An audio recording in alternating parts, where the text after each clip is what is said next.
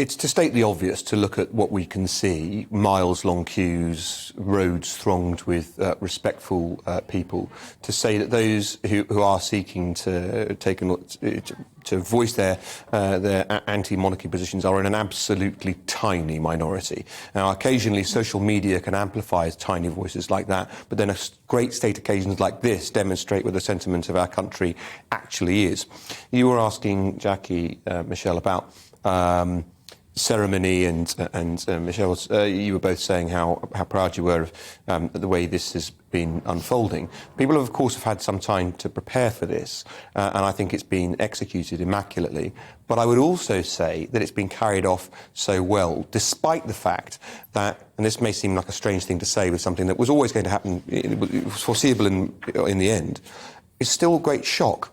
There's still a great shock in this country, and I would describe our country. I've been talking to friends abroad who are naturally very interested in what's happening here, saying that there's a profound sense of shock in the United Kingdom. We will get past that, obviously. There is great continuity. We have King Charles now, and I believe he'll be a good king. But that is not to diminish for a moment the extent to which, I mean, Queen all my life. It's not to downplay for a moment the fact that this is a really profound moment in our national life. It is. And speaking about the event logistics as well, I'll be joined a bit later in the programme tonight by the former Public Order and Events Commander of the Met Police, because I'm fascinated to know there are thousands, probably tens of thousands of people that have been taken to the streets. How do you kind of keep order in that scenario? How do you keep everyone safe? So I'm fascinated to hear about the logistical side of things. I'm interested in that too, but I would make the obvious point that almost everyone in these crowds is self-identifying as people who are interested in being respectful and well-behaved. It's like the difference between policing some kinds of sports. You know, when you police football matches, you need many more policemen than you need to police a rugby match, which might have the same kind of crowd.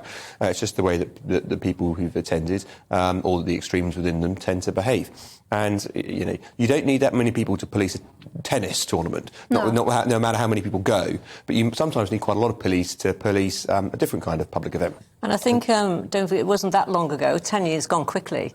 But when you look at the threats that are around, unfortunately, still these days, when you look at the success of the 2012 London Olympics, and the policing nightmare that must have been, because obviously there were people coming from everywhere. And it was just, as I said, I think this is why we do have a great confidence in not only our armed forces, our police, our security services, and I think they're second to none. Well, they're acquitting themselves with great aplomb at the moment. I think we do ceremony like nobody else in the world. It makes me so proud to see the way that these servicemen execute their duties here with a great sense of purpose and dignity.